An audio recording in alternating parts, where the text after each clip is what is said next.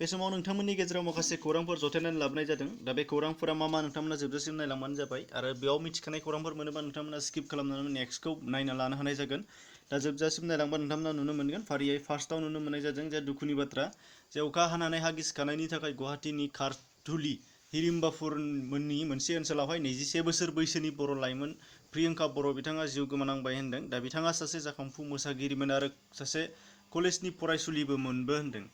दा बिथांनि जिउमानि थाखाय इसोरनाव आरज गाबहरनाय थाबाय। बिनिफ्राय नेक्स्टआव नुनो मोननाय जादों बर'नि आगोमा फिसा IAS फोरमान ब्रह्म बिथाङा अरुणाचल रायजोनि सांलां जिल्लानि एडिसि हथात एडिशनेल डेपुटि कमिशनारनि बिबान मोनबाय होननानै फोरमायनाय जादों। दा जोबोद मोजांनि खौरां। दा जोंनि गेजेराव बेबायदि गोबां सुबुं सम्पदनि गोनांथि दङ। आसा खालामो उनाव फैबाय थानाय गोबां लाइमोनफोरा बेबायदियाव बाहागो लानानै जोंनि सुबुं सम्पदखौ बांहोगोन। नेक्स्टआव नुनो मोननाय जागोन जे महाराष्ट्र रायजोनि अकोला जिल्ला जेलआव थानाय 50 खैदिफोरनाव COVID-19 पजिटिभ मोनदों होनदों गोदानै आरो बेयावहाय खैदि नङै सुबुंफोराबो गासै 29 सानाव पजिटिभ केस मोननाय जादों होनदों आरो बुंबावदों दि बाहाय बे जेलाव गासै 1498 सुबुंनाव पजिटिभ मोननाय जाबाय होनदों। बेनिनो 1000निफ्राय बांसिन सुबुंफोरा दासिम कियर एबा हामबाय होननानै बुंनाय जादों आरो माखासेया दासिम फाहामथाय लागासिनो दङ होनना बुंदों।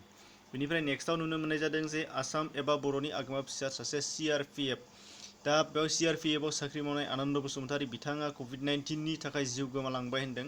दा बिथाङा जानुवारियाव न'आव फैनानै फेब्रुवारियाव दिल्लीसिम थांफिनदोंमोन होनदों आरो बिथांखौ कलियाबरनि होननानै सिनायथिनाय जादों। दा बिथांखौ हारियानायाव देहा फाहामसालियाव थिसनदोंमोनब्लाबो नाथाय बिथांखौ लाखिनो हानाय जायाखिसै होनदों। बिथाङा रुंसारि जालांबाय।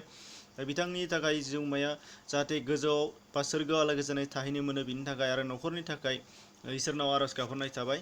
दा बेखिनिमोन लोगो नोंथांमोन गुबुन भिडिअ नोंथांमोनाव डिसक्रिपसनाव लिंक दं, बेयाव थांनानै नायनो हानाय जागोन आरो नोंथांमोननि थाखाय आपडेट लाबोबाय थागोन। जिहेतु नोंथांमोना दासो गोदानै फैदोंबा साबस्क्राइब खालामनानै ला, नटिफिकेसन बेलखौ अन खालामना लाब्लानो जाबाय। एसेनोसै, नायनायनि थाखाय साबायखर थाबाय। गोजोन्थों।